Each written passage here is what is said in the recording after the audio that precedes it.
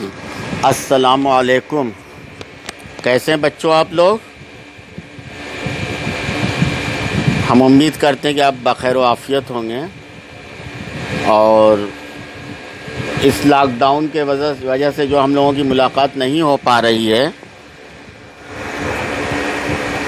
اس سے ہمیں افسوس نہیں کرنا چاہیے، کیونکہ اب زمانہ اتنا ترقی کر چکا ہے کہ آپ جہاں کہیں بھی دنیا کے کسی کونے میں بھی ہوں، ہم آپ کے قریب رہیں گے.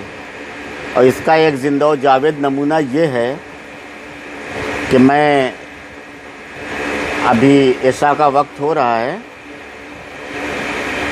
اور میں اپنے گھر سے رہ کے آپ کو یہاں سے پڑھا رہا ہوں.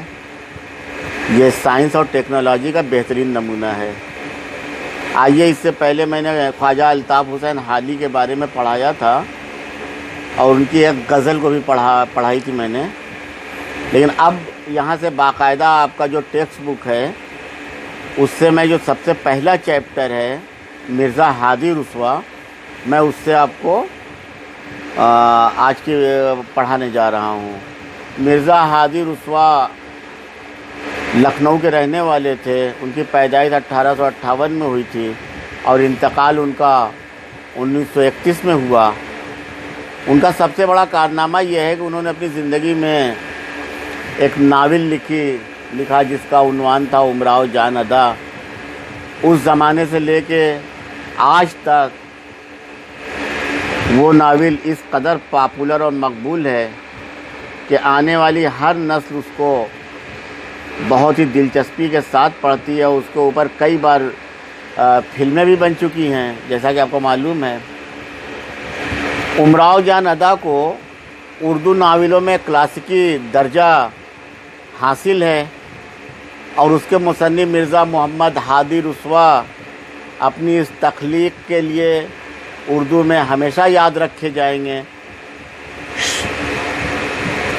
ان کی ولادت لکھنؤ میں 1858 میں مرزا میں ہوئی تھی اور مرزا کو علم ریاضی اور علم نجوم کا شوق اپنے والد سے ورثے میں ملا. انٹرنس کے بعد روڑکی سے اور انہوں نے اوورسری کا امتحان پاس کیا اور کوئٹہ بلوچستان میں ریلوے میں جا کے ملازم ہو گئے. علم کا بے حد شوق تھا.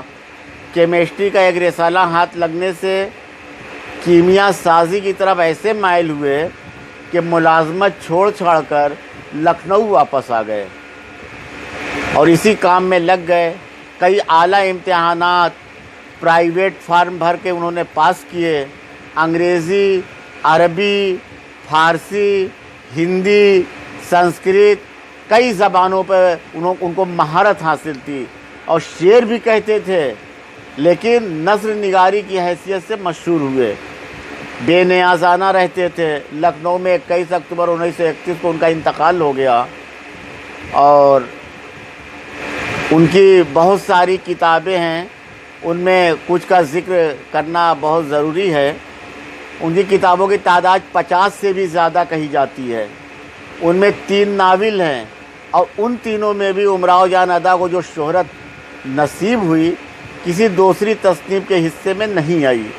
امراؤ جان ادا دراصل اپنے زمانے کی مصنوعی تہذیب کا جیتا جاگتا مثال ہے.